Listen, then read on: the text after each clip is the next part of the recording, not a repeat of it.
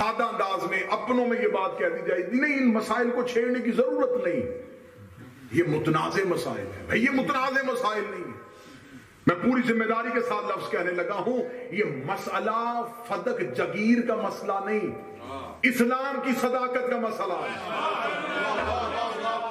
اب خصوصاً جو مجمع میں سید بیٹھے وہ سر اٹھانا، یہ مسئلہ صرف جگیر کا مسئلہ نہیں، یہ پراپرٹی کا مسئلہ نہیں ہے، یہ اس چیز کا مسئلہ نہیں ہے کہ اس فدق جگیر کی مالیت کتنی تھی، کھجوروں کے باغ کتنے تھے، اس چیز کا مسئلہ ہے ہی نہیں۔ آل محمد مال دنیا کی حریص ہے ہی نہیں۔ امیر المومنین نے فرمایا اگر دنیا میں ایک رائی کے دانے کے برابر بھی زینت ہوتی، میرے شیعوں کے گھروں کی سیڑھیاں سونے کی ہوتی۔ علی فرماتے لیکن مال دنیا میں زینت نہیں ہے، بے شک۔ تو جو علی مال دنیا کے مخالفت میں نہج البلاغہ میں خطبے دے چکا ہے، یہ مسئلہ جگیر کا مسئلہ نہیں تھا، یہ مسئلہ قرآن کی صداقت کا مسئلہ۔ اب تک یہ مسئلہ شیعہ سنی کے لیے متنازع ہو سکتا ہے، نکلو فرقوں کی بحث سے باہر۔ اگر آج کسی غیر مسلم نے اسلام کی صداقت پہ سوال کر دیا تو یہ جگیر فدق کے جو طرفدار ہوں گے وہ اسلام کے محافظ بنیں گے، جس نے فدق کا انکار کیا وہ اسلام کا انکار کر دیا۔ اب یہاں تک گفتگو سنیں گے، اب اگلے نتائج کو ضرور سماعت فرمائیے۔ وجہ جب شہزادی دربار میں آئی ہے، تو جب بی بی دربار میں آئی ہے تو یہ کیونکہ دنیاوی شہزادی نہیں، یہ مملکت الہیہ کی شہزادی، دنیاوی بادشاہ اور شہزادیاں چلیں تو ساتھ خادم اور کنیزیں چلتے ہیں۔ جب شہزادی گھر سے چلی ہے تو یہ شہزادی نہیں چل رہی تھی، شہزادی کے پیچھے محافظ بن کے آیہ تطہیر چل رہی تھی۔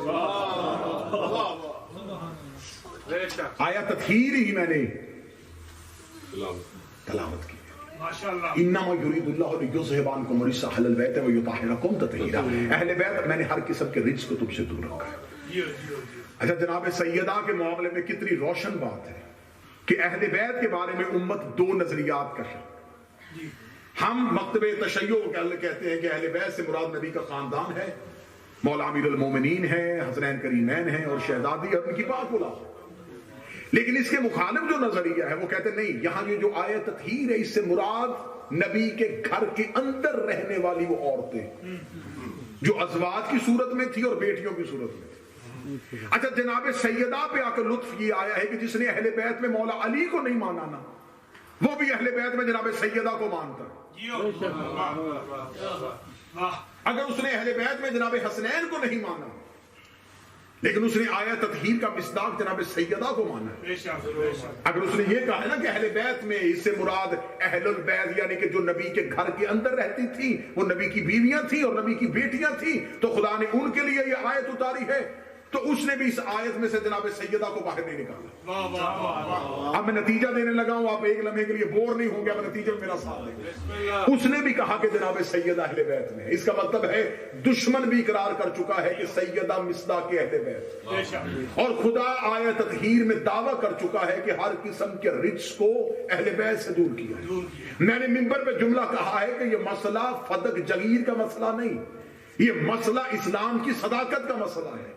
اب جب شہزادی گھر سے نکلی تو صرف شہزادی نے نکلی، آیہ تطہیر بھی ساتھ چلی گئی، اب آیہ تطہیر دربار میں کھڑی ہے۔ اب اگر یہ کہا جائے کہ معاذ اللہ ثم معاذ اللہ بی بی کا مطالبہ حق پر مبنی نہیں تھا تو صرف جناب سیدہ کو نہیں جھٹلایا جائے گا۔ اس کا مطلب اگر سیدہ نے مطالبہ غلط کیا تو پھر اس کا مطلب آیت تطہیر نے اعلان غلط کیا تھا، اگر آیت غلط تھی تو اس کا مطلب معاذ اللہ قرآن غلط تھا، اگر قرآن غلط ہوگا تو پھر پورا اسلام غلط ہو جائے گا۔ اس کا مطلب ہے کہ دربار میں اکیلی زہرا نہیں کھڑی تھی، پورا اسلام کھڑا تھا، آدم سے لے کے محمد تک کے نبی کھڑے تھے۔ اب جو زہرا کو جھٹلائے گا تو صرف زہرا کو نہیں جھٹلائے گا، پورے اسلام کو۔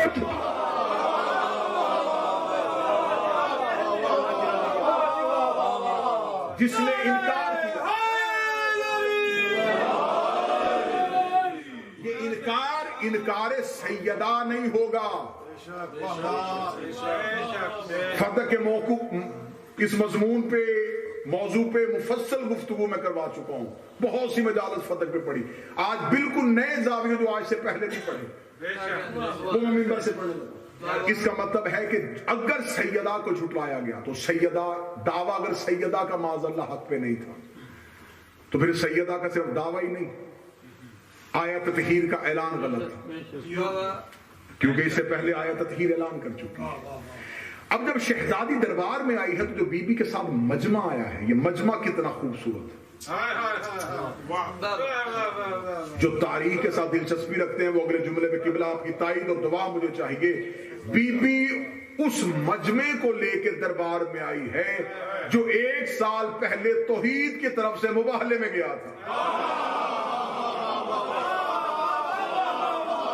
سیدہ آپ کے ہاتھوں میں سلامت، شہزادی مجمع وہ لے کے گئی ہے جو 1 سال پہلے اللہ کی طرف سے مباہلے میں گیا تھا۔ اور یہ جو 4 گواہی دینے کے لیے گئے ہیں نا، جو 3 گواہی دینے کے لیے سیدہ کے ساتھ کھڑے ہیں، یہ 3 جو تھے یہ یا تو اللہ کے گواہ بن کے گئے تھے یا رسول اللہ کے گواہ بن کے گئے یا سیدہ کے گواہ۔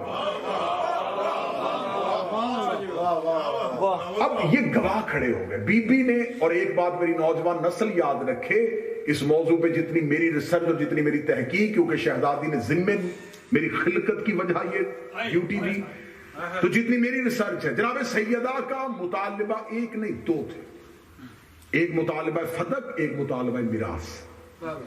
بیک وقت بی بی نے 2 مطالبے کیے تھے اور دونوں مطالبات میں بی بی نے حکومت کو شکست دی۔ جب بی بی نے پہلا مطالبہ کیا، بی بی نے کہا کہ میری فتق جو میری جگیر ہے اس پہ جو قبضہ ہوا ہے وہ کیوں کیا گیا ہے، یہ پہلا دعویٰ تھا بی بی کا۔ پہلے دعویٰ بی بی نے میراث نہیں کیا، پہلے دعویٰ بی بی نے یہ کہا کہ میری جگیر پہ جو میرے پاس تھی اس پہ تم نے اپنے عمل بھیج کے میرے عملوں کو جو اٹھایا ہے وہ کیوں اٹھایا ہے۔ اچھا یہ عام یہاں کا بھی لا یہی ہوگا اور پاکستان کے قوانین بھی یہ ہیں کہ اگر کوئی جگہ کسی کے پاس ہو اور کوئی دوسرا اس پہ آ کے قبضہ کر لے تو گواہ قابض دے گا، مالک نہیں دے گا۔ جس نے قبضہ کیا ہے وہ گواہ دے گا کہ یہ جگہ میری تھی۔ اب یہاں پر الٹ یہ ہو رہا ہے کہ قابض مالک سے گواہ مانگ رہا ہے۔ حاکم نے بی بی سے گواہ مانگے اور شہزادی کا پھر دیکھیے گا قوانین الہی بدلتے نہیں۔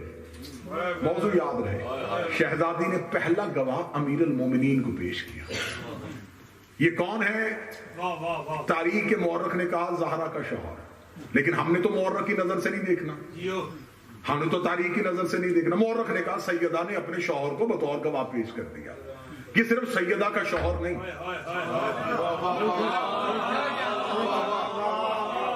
خدا کہہ رہا کل کفا باللہ شہیدن بینی و بینکم ومن عنده علم الکتاب۔ میرا حبیب یاد کر اس وقت کو، فکیف اذ جئنا من کل امۃ بشہید وجئنا بک علی ہؤلاء شہیدا۔ یاد کر اس وقت کو جب ہم ہر نبی کو اس کی امت پر گواہ بلائیں گے۔ آدم اپنی امت پہ گواہ، نوح اپنی امت پہ گواہ، ابراہیم اپنی امت پہ گواہ، اور خدا کہہ رہا پھر وہ وقت آئے گا جب ہم ان تمام انبیاء پر تجھے گواہ بلائیں گے۔ مثلا خدا کہتا بروز قیامت آدم گواہی دے گا میری امت نے میرے ساتھ کیا سلوک کیا، نوح گواہی دے گا کون میرے سفینے پہ گیا تھا کون نہیں بیٹھا، ابراہیم گواہی دے گا کس نے پتھر مارے کس نے ساتھ گیا تھا، موسیٰ گواہی دے گا کون میرے ساتھ گیا تھا کون پیچھے رہ گیا تھا۔ ایک ایک نبی اپنی امت پہ گواہ دے گا، اور خدا کہتا ہے کہ میرا محمد پھر تیرا عہدہ یہ ہے، میں تجھے صرف امت پہ گواہ نہیں بلاؤں گا، تو نبیوں پہ گواہ بن کے آئے گا، تو بتائے گا کہ آدم نے حق تبلیغ ادا کیا تھا کہ نہیں کیا تھا، نوح سفینہ صحیح لے کے چلا تھا کہ نہیں چلا تھا، ابراہیم نے حق تبلیغ کا حق ادا کیا تھا کہ نہیں کیا تھا۔ نبی امتوں پہ گواہ ہوں گے، تو نبیوں پہ گواہ ہوگا۔ نبی کا یہ سننا تھا، نبی کا سر سجدے میں جھکا، فرمایا میرے اللہ پھر اس کا مطلب ہے صرف آخری گواہی میری ہوگی، فرمایا کل کفا باللہ شہیدن بینی و بینکم، پھر تیرے اور میرے درمیان وہ گواہ آئے گا، ایک تیری گواہی کے لیے میں آؤں گا، ایک وہ آئے گا جس کے پاس کتاب کا پورا علم ہے، جس کے پاس علم الکتاب کا مالک ہے۔ اس میں تمام تفاصیل لکھا، علم الکتاب کا مستحق صرف اور صرف حسنین حسین کا بابا، غازی کا بابا علی ابن ابی طالب ہے، تو جسے قیامت کے میدان میں محمد اللہ کے ساتھ گواہ لے کے آئے گا، اسے بطول دربار میں گواہ لے کے گئی تھی، تو اس کا مطلب علی کی گواہی کو نہیں جھٹلایا گیا، اللہ کے گواہ کو جھٹلایا۔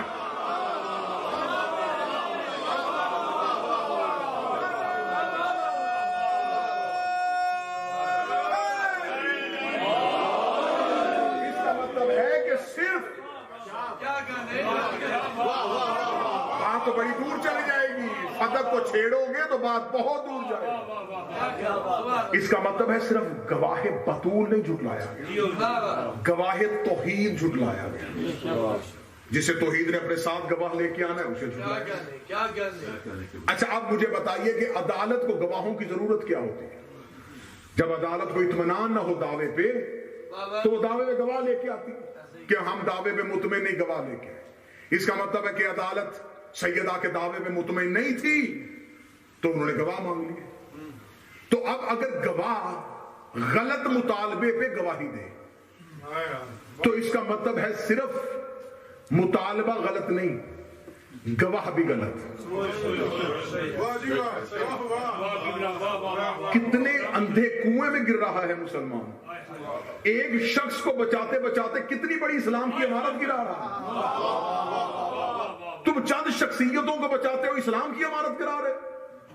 تم کہتے ہو جناب سیدان علی کو گواہ پیش کیا، تم نے لکھا کتابوں میں، اور علی کی گواہی کو تسلیم نہیں کیا گیا۔ جب علی کی گواہی کو تسلیم نہیں کیا گیا تو اس کا مطلب انڈر لائن کیا نکلتا ہے کہ علی نے معاذ اللہ گواہی غلط دی تھی۔ تو جب علی نے گواہی غلط دی تو چوتھے نمبر پہ علی کو خلافت کیوں دی؟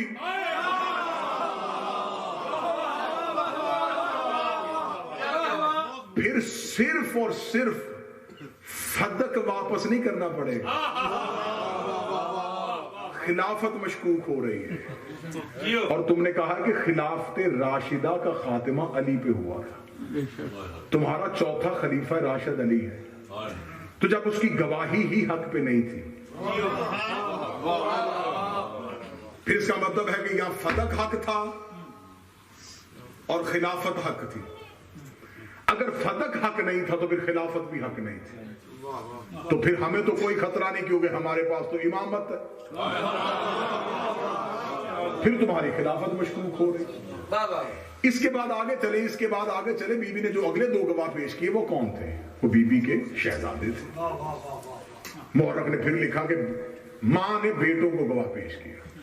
مورخ پھر غلطی کر گیا، یہ ماں بیٹے نہیں پیش کر رہی، ان بیٹوں کا سٹیٹس کیا ہے؟ آؤ رسول سے پوچھو۔ رسول نے کہا الحسن والحسین سیدہ شباب اہل الجنہ، حسن حسین جنت کے سردار ہیں۔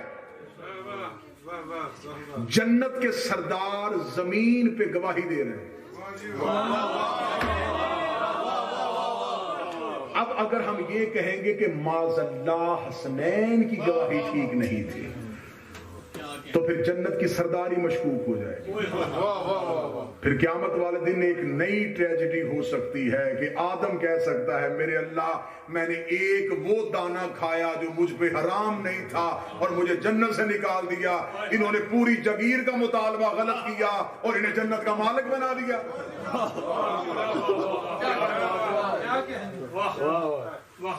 تو پھر آج مسلمان جتنی عبادت کر رہے ہیں یہ ساری عبادت کے پیچھے تو لالچ جنت کا ہی ہے نا۔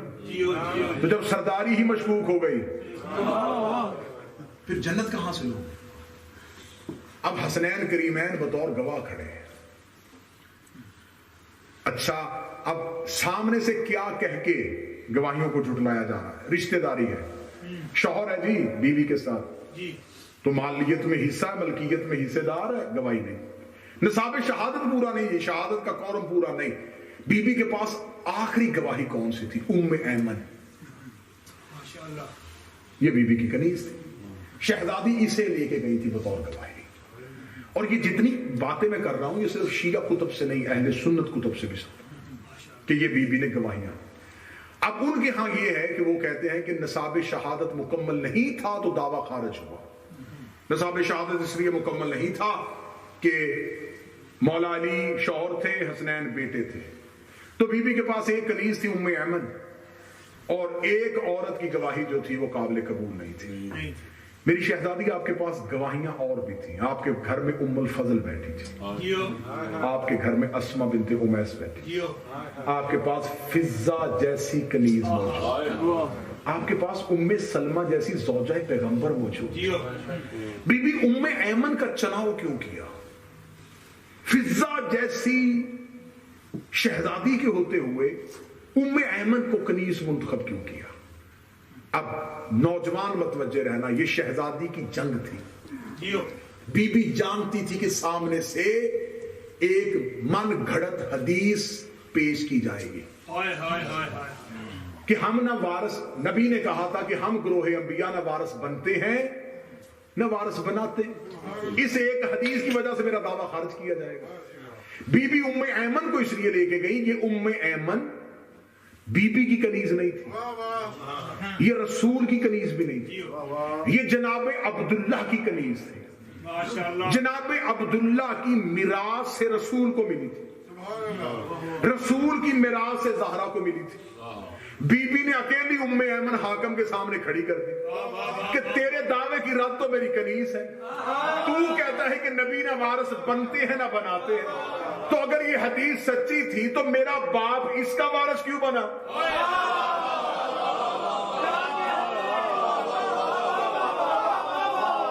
یہ تو میراث میں میرے باپ کو ملی اور میرے باپ سے مجھے میراث میں ملی. اکیلی ام ایمن بی بی نے حاکم کے دعوے کی رد میں کھڑی کر دی, جس کی کنیز حکومت کا رد ہو.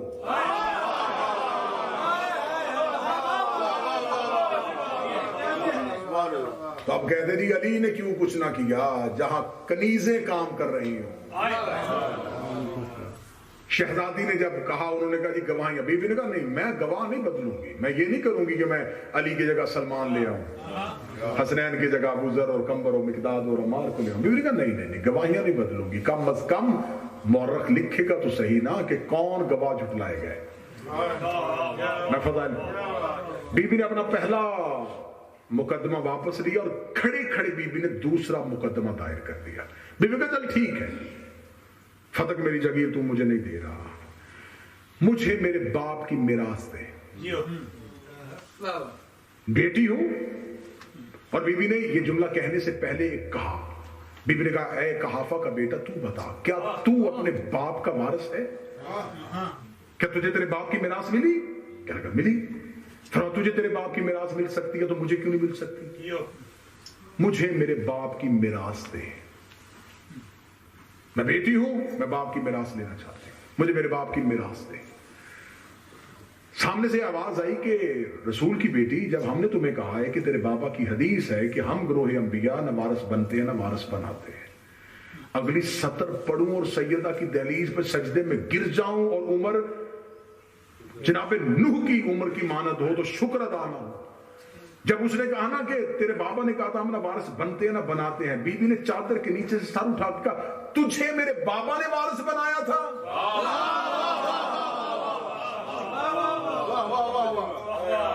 اب اگر کہے نہیں تو خلافت جا رہے, اگر کہے بنایا تھا تو بی بی کہے گی ابھی تو کہہ رہا ہے کہ ہم نہ وارث بنتے ہیں, کیا بات ہے, کیا بات ہے, نہ وارث بناتے ہیں. یہ مسلمان اب جتنی قتل و غارت کرنی ہے کر لیں, جتنی دہشت گردیاں کرنی ہے کر لیں, لیکن یہ حدیث قیامت والے میدان میں ان کے گلے پڑے گی.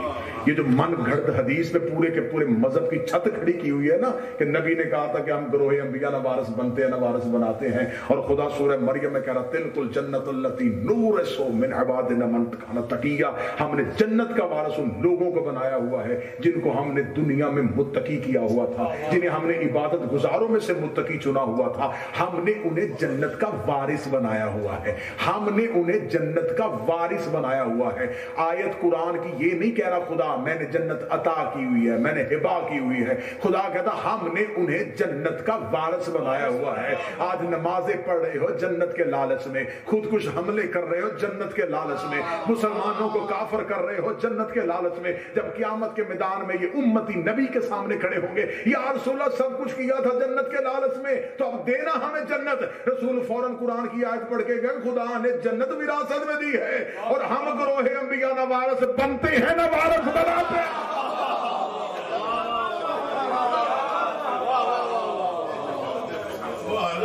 تمہارا ہی دعویٰ تمہارے گلے کی ہڈی میں. شہزادی نے کہا میرے باپ کی میراث مجھے واپس.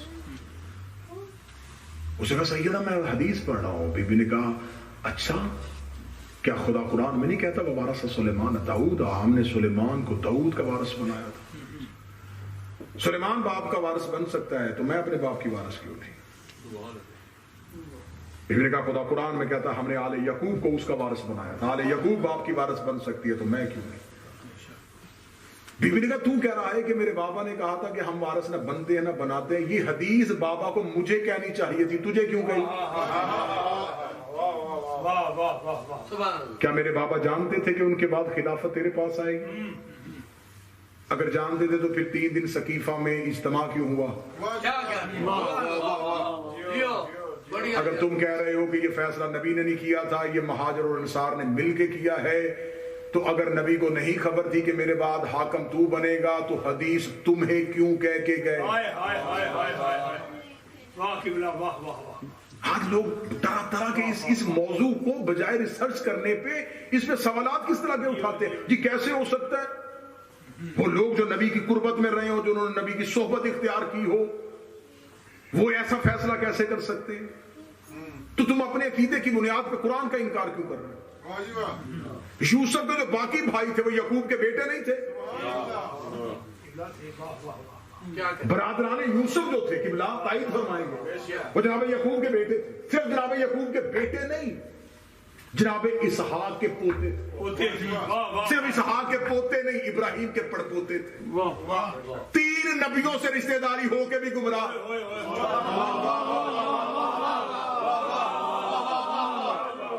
میں وہ داد والی مجلس تو پڑھ نہیں رہا, میں تو ایک مقدمے کی بنیاد آپ کی نسلوں کے جناب ابراہیم سے بھی رشتہ داری, اسحاق سے بھی رشتہ داری, یعقوب سے بھی. 3 نبیوں کے رشتہ دار ہو کے مقصد برادران یوسف گمراہ ہو.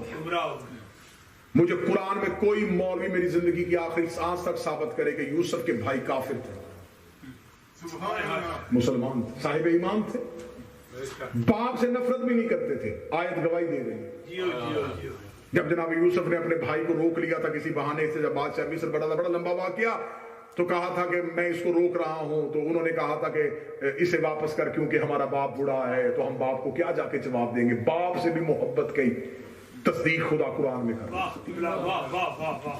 باپ کو قسم دی تھی اور عہد و پیمان کو پورا کرتے ہوئے یہ جملہ کہہ رہے تھے کہ ہم خدا کو کیا منہ دکھائیں گے. اس کا مطلب ہے کہ خدا کے قائل تھے.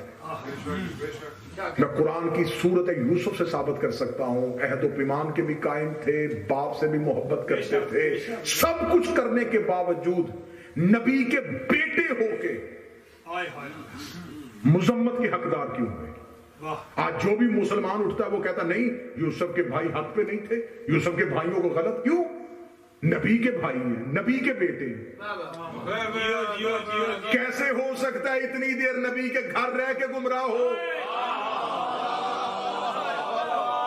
تو نبی کے گھر رہ کے اگر نبی کے بیٹے گمراہ ہو سکتے ہیں,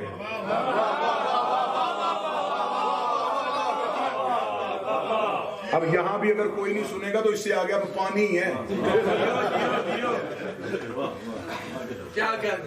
یوسف کے بھائی کس وجہ سے ہوئے؟ صرف قرآن نے کہا ایک چیز پہ پورا کا پورا شجرہ بھی ان کا فائدہ نہ دے سکا. نہ نبی کا بیٹا ہونا فائدہ دیا, نہ نبی کا پوتا ہونا فائدہ دیا, نبی کا پڑپوتا ہونا فائدہ دیا, نہ نبی کے گھر میں رہنا فائدہ ہوا. صرف ایک عمل کی وجہ سے, حجت سے حسد کر بیٹھے.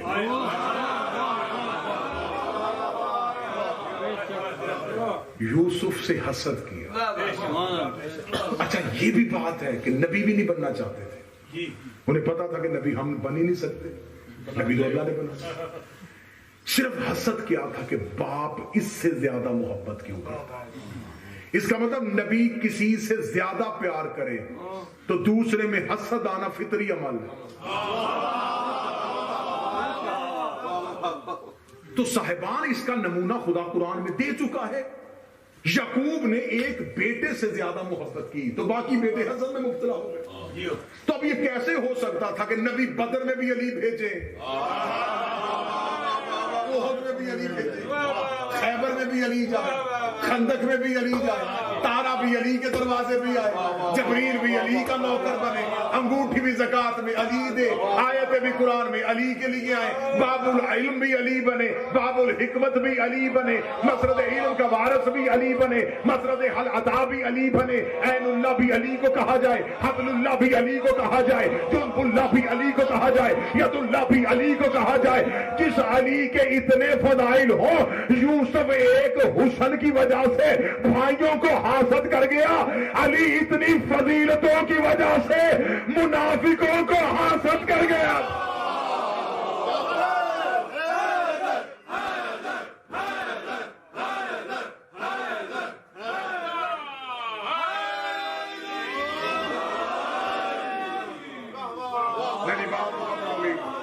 بہت پھیل رہا ہے, اسے مختصر کرو. دشمن حق کے سیدہ کے تابوت پہ آخری کی ٹھوکنے لگا. وہ ایک ایک لائن کے سوال جو سوشل میڈیا میں بچوں کو کیے جاتے ہیں ان کے جلدی جلدی جواب دیا.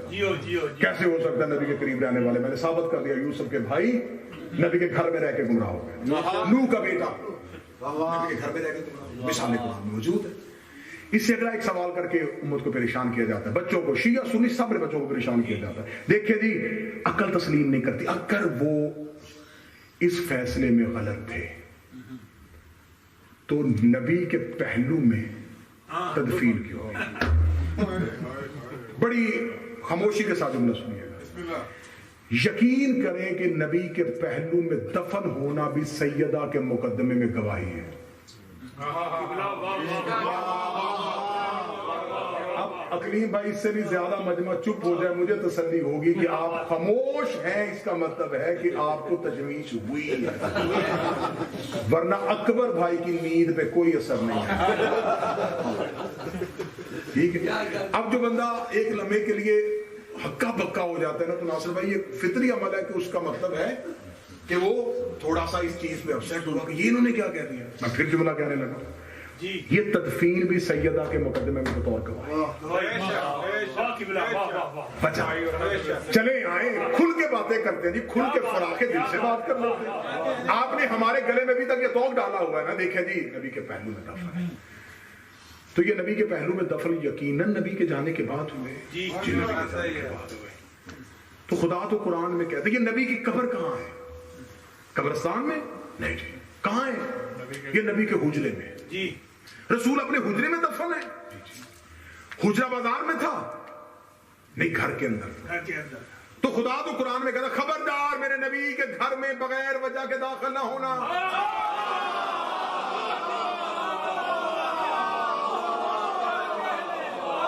میں نے کہا تھا کہ آخری کیل ٹھوکنے لگا, اس کے بعد دلائل کے دروازے بند.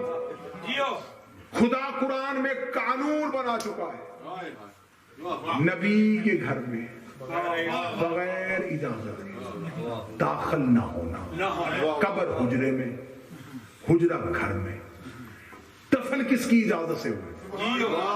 نا ابھی بات وہاں کھڑی ہے جہاں آپ کا شعور کا پرندہ بھی نہیں پہنچا. ابھی تو بات میں کہاں لے کے جانے لگا. بھئی نبی زندگی میں اجازت دیتے تو ہم کہہ سکتے تھے نبی کی زندگی میں کوئی شخص مرا, اسے کہا یا رسول اللہ میں آپ کے حجرے میں دفن ہونا چاہتا, رسول نے اجازت دے دی. رسول دنیا سے جا چکے ہیں, اجازت کہاں سے ملی؟ کہتے جی جی جی جی ہم بتاتے ہیں اجازت کہاں سے. کس نے اجازت دی تھی؟ وہ کہتے جی اجازت دی تھی نبی کی بیویوں نے, کیونکہ ان کی رشتہ داری تھی, وہ بیٹیاں تھیں اور انہوں نے, میں بڑے عزت کے ساتھ بات کرتا ہوں, انہوں نے اجازت دی تھی. اچھا انہوں نے اجازت کس رشتے کے اعتبار سے دی تھی؟ نبی کی زوجہ ہونے کی حیثیت سے. تو حجرہ تو نبی کا تھا. جی وہ حجرہ نبی کا تھا, لیکن ان کو وہ بیوی ہونے کی وجہ سے حصے میں ملا تھا. اچھا بیوی کو حصہ مل سکتا ہے, بیٹی کو ملا کیوں نہیں ملتا؟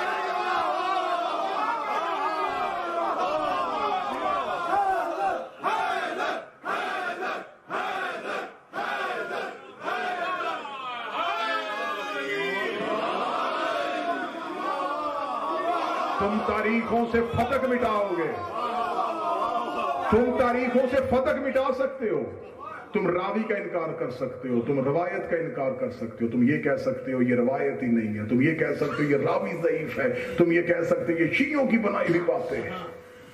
तदफीन तो हमने नहीं की, तो मलकियत रसूल में कोई सहाबी दफन कैसे हुआ? इजाजत किसने दी? अगर इजाजत मिरास की वजह से मिली थी तो ये है बीवी के हक में जिंदा गवाही। बीवी अपने हिस्से से बाप को हुजरे की कब्र दे सकती है, बेटी अपनी जागीर का मुतालबा क्यों नहीं कर सकती?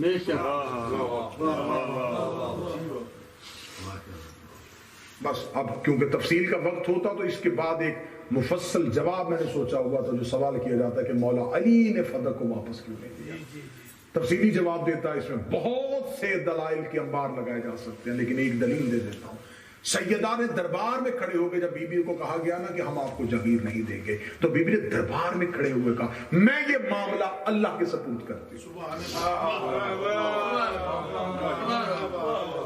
जो चीज सैयदा ने अल्लाह के सपुर्द कर दी,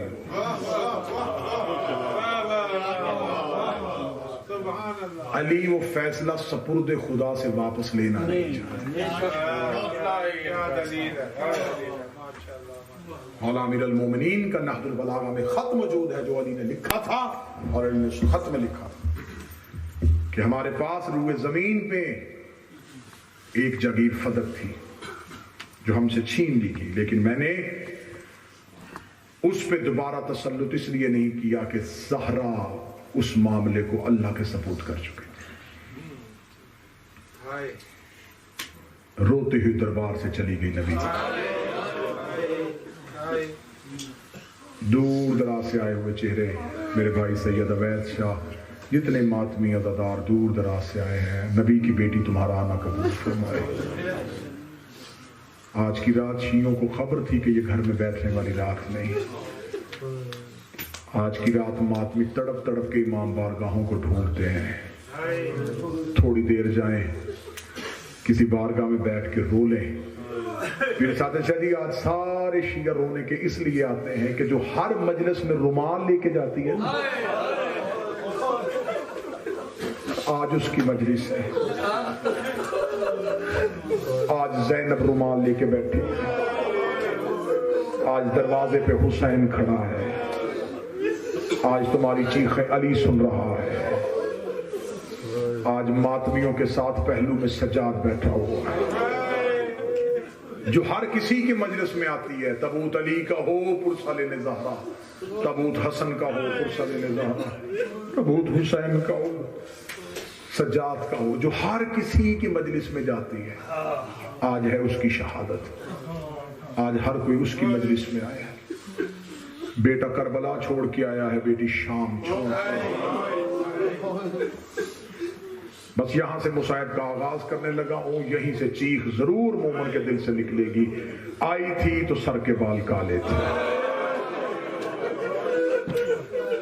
अल्लाह औलाद की जिंदगियां करे, अल्लाह बच्चों की जिंदगियां करे। वापस गई सर के बाल सफेद हो गए। जितनी देर खड़ी रही बेटों को देखती रही।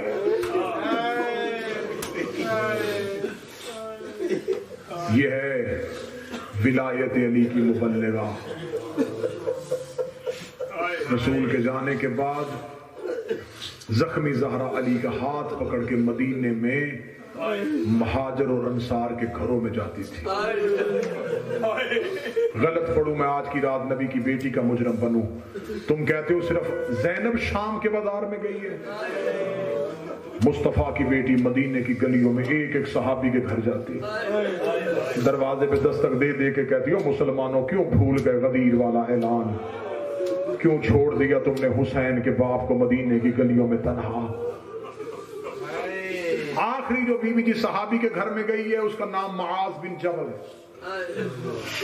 आखिरी मदीने में ये सहाबी है जिसके घर ज़हरा गई और रो के उठ के वापस आई है। اسے کہا سیدہ میں کچھ نہیں کر سکتا. زیادہ لوگ حکومت کے طرفدار ہو گئے، کچھ درہم و دینار کے لالچ میں، کچھ مال کے لالچ میں. بی بی علی کے ساتھ چند لوگ ہیں. جب معاذ کے گھر سے اٹھی ہے نا تو بازار میں آئی ہے، تو جب دیکھا بی بی نے علی کی آنکھوں میں آنسو تھے. میں زندگی قربان کروں زہرا تیرے جملے پہ.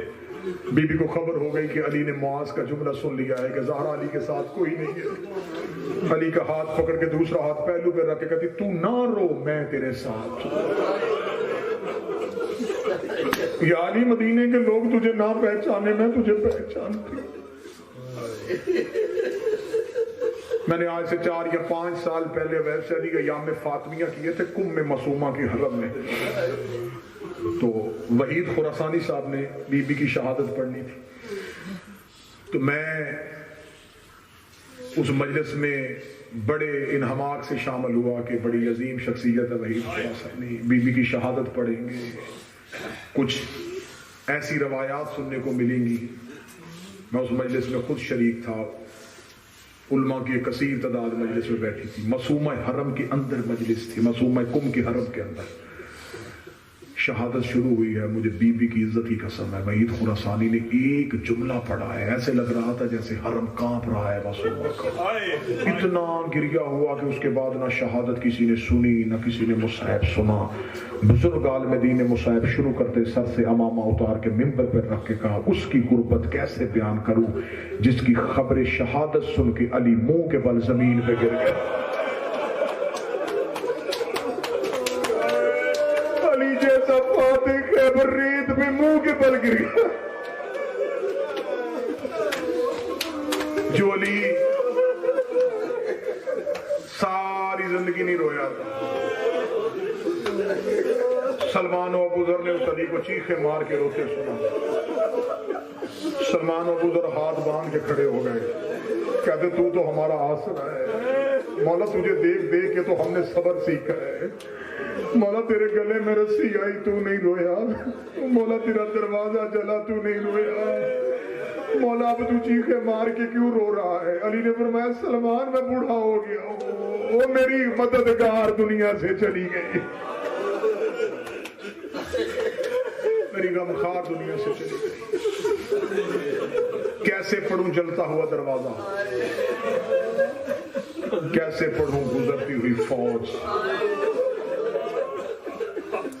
مجھے مولا باب الحوائج ابو الفضل العباس کی جلالت کی قسم، کریم کربلا کے سجدے کی قسم، شہادت زہرا منبر سے پڑھی ہی نہیں جاتی.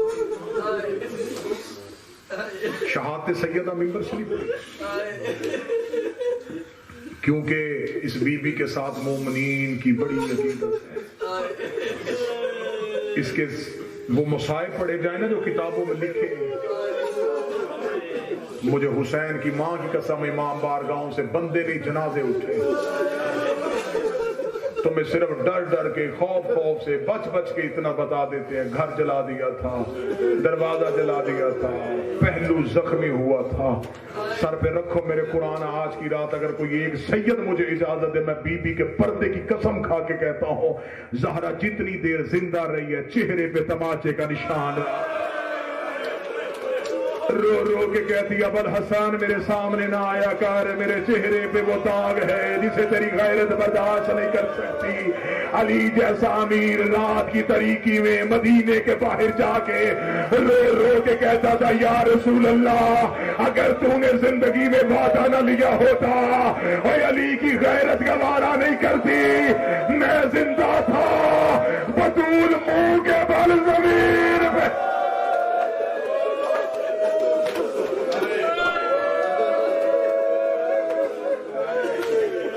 زخم نہیں پڑے جا سکتے. میں نے پہلے کہا زخم سیدہ پڑھے نہیں جا سکتے. میں نے تو آپ کے ڈر سے نہ دربار پڑھا، نہ چاک چاک ہوتی تحریر پڑھی، نہ مسلمانوں کا ہجوم پڑھا، نہ جلتا ہوا دروازہ پڑھا. ڈر گیا. میں خود ماتمی ہوں، مجھے خبر ہے تمہارے دل نازک ہے.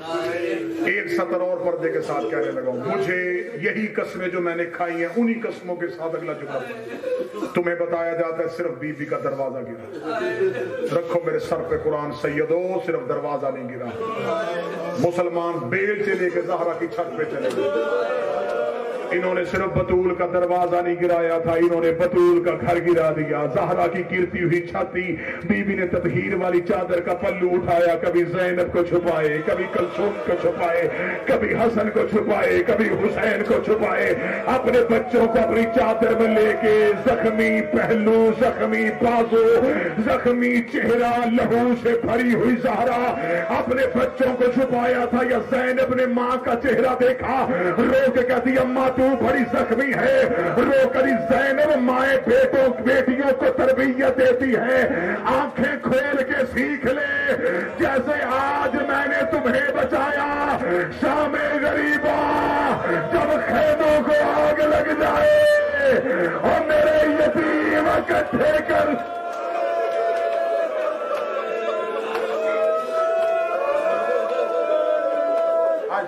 اللہ کائنات کی بیٹیوں کا احترام سکھانے والی زخمی ہو گئے بس بالکل قریب آخری دو جملے مستورات میں جنازہ اٹھے گا سیدہ میں اپنی ماں بہنوں سے اپیل کرتا ہوں سر کے بال کھول کے زہرا کو رونا آج شام کی ملکہ ماں کے جنازے پہ آئی ہے سادات و غیر سادات اتنی زخمی ہو گئی میں پھر جملہ چھپا کے پڑھنے لگا کتنی زخمی تھی جتنا شام میں سجاد زخمی تھی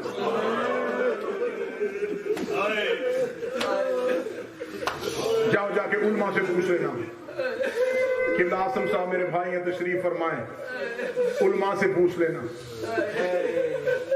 پہلو بایاں زخمی تھی تصویر دائیں ہاتھ سے کیوں نہیں کرتے پہلو زخمی ہو تو ایک ہاتھ پہلو پہ آتا ہے نہ غلط پڑھوں مجھے غازی معاف نہ کرے دوسری انگلیوں پہ تلوار کی نیام کا زخم تھا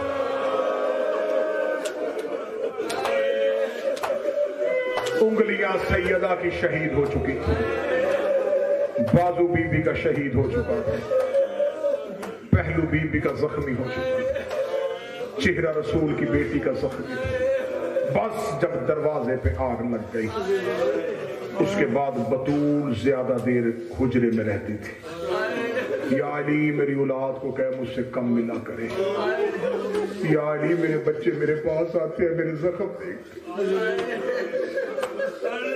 یا علی اب مجھے تنہا رہنے بس جب یہ آخری شب آئی ہے نا جس شب میں ہم بیٹھے ہیں بس کتابیں کہتی آج کی شب میں بی بی نے علی سے ایک خواہش کی یا علی میں بابا کی قبر پہ جانا چاہتا ہوں زخمی زہرا کو علی نے اٹھایا کیسے اٹھایا جیسے شام میں سجاد نے سکینہ کا جنازہ اب اس سے زیادہ چھپا کے اور میں کیا کروں زخمی زہرا کو لے کے قبر رسول پہ علی آئے بی بی زہرا بابے کی قبر میں بیٹھ گئی بابے کی قبر کی مٹی ابھی گیلی تھی چند دن پہلے تو رسول نے دنیا چھوڑی تھی بابے کی قبر پہ دایاں رخسار رکھ کے جو بی بی نے لوہے کی سطر پڑی ہے گھر تک بستر تک اس سطر کو سوچ کے رونا آج کی رات بی بی بابے کی قبر پہ منہ رکھ کے کہتی بابا اب میں مرنا چاہتی ہوں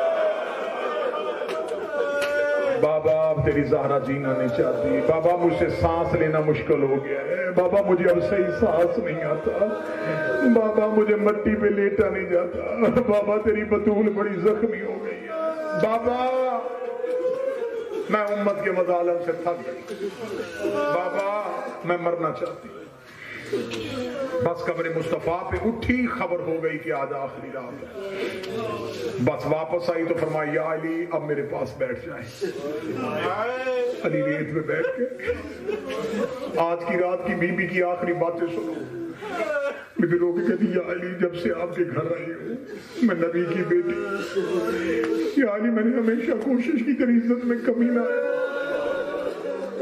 فرمایا بطول تو نے میری تائید کا حق ادا کیا بی رو کے کہتی میں محمد کی بیٹی معافی مانگتی ہوں، مجھے ایک چیز معاف کر دینا، چند دن ہو گئے ہیں میں تجھے ہاتھ اٹھا کے سلام نہیں کر سکتا، یا علی میری مجبوری ہے، میرا ہاتھ زخمی ہے۔ اچھا جنہوں نے ہائے کہہ کے یہ جملہ سنا نا، ان کے لیے مجھے جملہ یاد آ گیا تو میں پڑھنے لگا ہوں۔ جب بی بی زخمی ہوئی تھی نا تو مولا حسن اور حسین قبر رسول پہ گئے تھے، جو ذاکرین بھی اختر روایات میں پڑھتے ہیں، اپنے مضمون میں پڑھتے ہیں کہ شہزادے نانا کی قبر پہ گئے۔ علامہ مدرسی نے بہار میں مولا حسن کا نوحہ لکھا ہے، اس نوحے کی ایک سطر پڑھنے لگا ہوں۔ مولا حسن نے قبر زہرا پہ آ کے اپنا رخسار رکھ کے نوحے کی ایک شعر پڑھا تھا، اس شعر سے مدینے کی دیواریں کانپ گئی تھی۔ اب اللہ جانے یہ عزادار ماتمی کیسے جملہ برداشت کریں گے۔ مولا حسن نے قبر محمد میں منہ رکھے گا، نانا تیری عزت کی قسم ہے اب میری ماں سے نماز میں قنوت نہیں پڑھا جاتا، اب میری ماں کی نماز میں قنوت کے لیے ہاتھ نہیں اٹھتے۔ بی بی رو کے کہتی یا علی میری چند وصیتیں، 19 وصیتیں ہیں، پوری پڑھ نہیں سکتا، 2 یا 3 سنو۔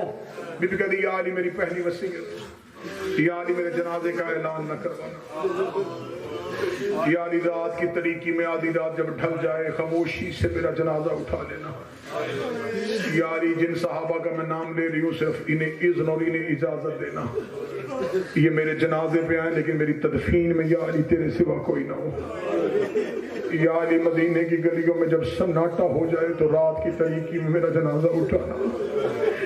جب بی بی نے کہا نا یا علی میرے جنازے پہ کسی کو آنے نہ دینا، مولا امیر المومنین سسکیوں کے ساتھ روئے، رو کے کہتی بطول تیرے بابے سے وعدہ تھا کہ میں تلوار نہیں اٹھاؤں گا، وہ دیوار پہ لٹکی ہے علی کی وہ ذوالفقار جس نے عرب کے سورماؤں کے جگر کے خون کے ذائقے کو پیا ہے، اگر تیرے بابا سے وعدہ نہ ہوتا تو علی مدینے کی گلیوں کو لہو سے بھر دیتا، لیکن بطول اب تو مجھے جاتے ہوئے وصیت کر کے جا رہی ہے کہ میں ان کو جنازے سے روکوں، تو پھر بطول مجھے اتنا بھی اذن دے کہ تیرے جانے کے بعد علی تلوار نکال کے انہیں تیرے جنازے پہ آنے سے روکے۔ روکے دی نہ یا علی میرے بعد لڑنا نہ، میرے بعد تلوار نہ اٹھانا، یا علی جب یہ سو جائیں گے خاموشی میں میرا جنازہ میرے گھر سے اٹھا کے لے جانا۔ علی کی آواز ہے بطول اگر کوئی جنازے پہ آئے تو روکنا کیسے ہے؟ بی بی روک گئی انہیں جنازے پہ آنے نہ دینا، مجھے ان سے بڑی نفرت ہو گئی ہے۔ یا علی دیکھے کہتے زہرا کیسی نفرت ہے؟ روک کہتی جب یہ گھر جلانے آئے تھے نا تو میری زینب دروازے سے دیکھ رہی تھی، میری زینب بڑی ڈر گئی ہے، یہ نہ ہو یہ میرے جنازے پہ آئے۔ میری زینب گلیوں میں رو رو کے گئے، اماں تیری زینب کس کے پیچھے چھپے؟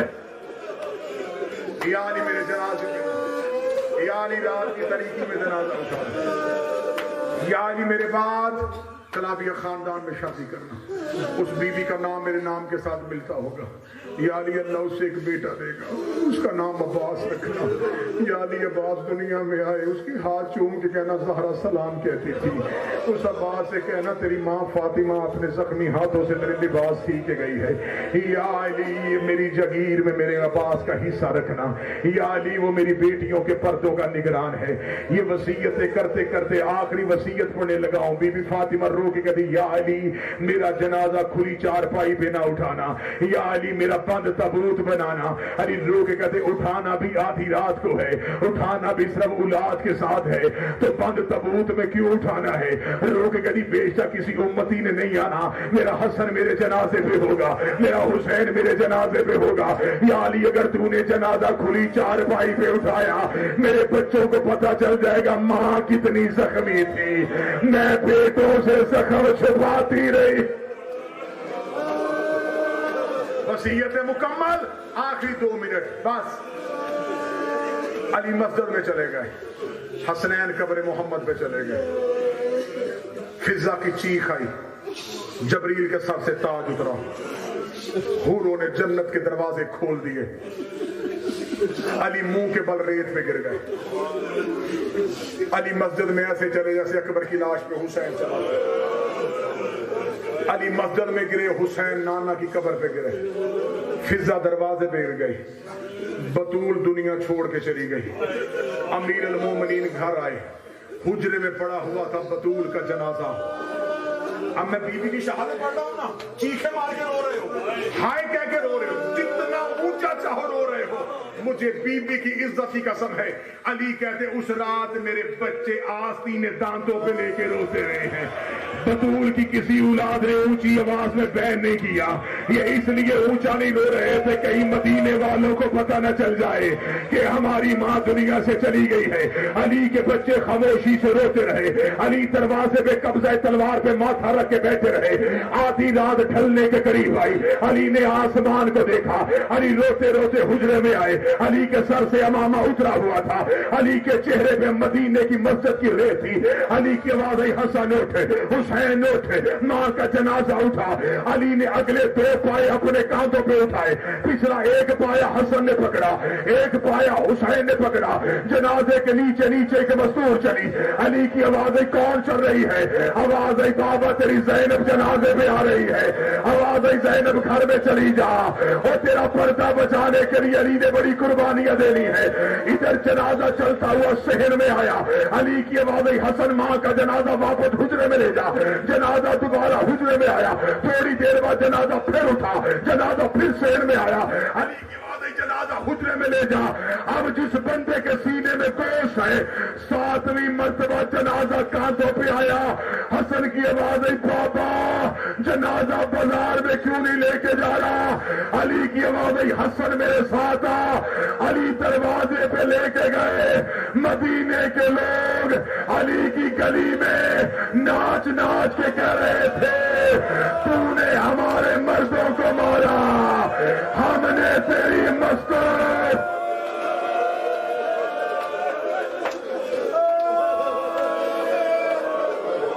علی کی آواز آئی حسین مدینے والوں کو سونے دے، ابھی ماں کا جنازہ نہ اٹھانا۔ کتابیں کہتی ہیں جو علی کے خاص صحابی تھے سلمان و عمار، انہیں بھی اجازت گھر کے دروازے تک آنے کی نہیں تھی۔ علی کی آواز ہے گلی کے کونے پہ رکنا، انتظار کرنا، خاموش رات کی تاریکی میں رسول کے گھر سے سسکیوں کے ساتھ ایک جنازہ اٹھا، خاموش جنازہ جنت البقیع کی طرف چلا گیا۔ جنت البقیع میں جا کے علی نے بطول چھپا دی۔ میں پھر جملہ پڑھنے لگا ہوں، آخری لفظ پڑھنے لگا، بالکل آخری سطر، جس کا آنسو نہیں آیا مظاہرہ سے خیرات مانگے، اس کے بعد میں مصائب نہیں پڑھوں گا۔ علی نے جنت البقیع میں بطول دفنائی نہیں، علی نے بطول چھپا دی۔ بطول کو چھپانے کے بعد علی نے حسن کو تھاما، حسین کو تھاما، روتے ہوئے بچوں کو لے کے علی گھر آ گئے۔ علی گھر میں آئے، زہرا کی حجرے کا دروازہ کھلا ہوا تھا، بی بی کی مسند خالی تھی، بی بی کی تسبیح بی بی کے مصلے پہ تھی۔ کبھی زینب ماں کی تسبیح اٹھا کے روتی، کبھی حسین ماں کا بستر دے کے روتا، کبھی حسین ماں کی چکی کو دے کے روتا۔ علی کے گھر میں بچوں کے رونے کی آوازیں آ رہی تھی۔ یا صبح نماز شب کا وقت ہوا، علی نے مصلی عبادت بچھایا، فضا رو کے کہی یا علی ابھی نماز کی تکبیر نہ کہنا۔ علی کی آواز آئی فضا کیا ہوا؟ آواز آئی مولا تیرے گھر میں پھر قیامت صغریٰ آ گئی۔ علی کی آواز آئی فضا ہوا کیا ہے؟ فضا کی آواز آئی مالک چراغ کو روشن کر۔ علی نے چراغ کو روشن کیا۔ اب جو بندہ ماتمی ہے ماتم کا حق ادا کرنا۔ علی نے چراغ کو روشن کیا، فضا کے سر کے بال کھلے ہوئے تھے، فضا نے چادر سر میں لی، رو کے کہی یا علی وہ مٹی پہ تیری زینب سو گئی، وہ دروازے پہ تیرا حسن سو گیا، وہ ریت پہ تیری کلثوم سو گئی۔ یا علی میں پورا گھر دیکھ آئی ہو، مجھے حسین کہیں نہیں مل رہا، اللہ جانے کہاں مٹی پہ سو گیا ہے۔ علی نے گھر کے اندر حسین کو ڈھونڈا، علی نے تلوار نکالی، علی مدینے کی گلیوں میں چلے، علی قبر محمد پہ آئے، آواز یا رسول اللہ حسین نہیں مل رہا۔ علی روتے روتے جنت البقیع میں پہنچے، ماں کی قبر پہ نور رکھ کے حسین رو کے کہہ رہا تھا اماں واپس گھر آ جا، اماں مجھے نیند نہیں آ رہی، اماں تیرا حسین اکیلا ہو گیا، اماں تیری اولاد مٹی پہ سو گئی، اماں تیرا حسین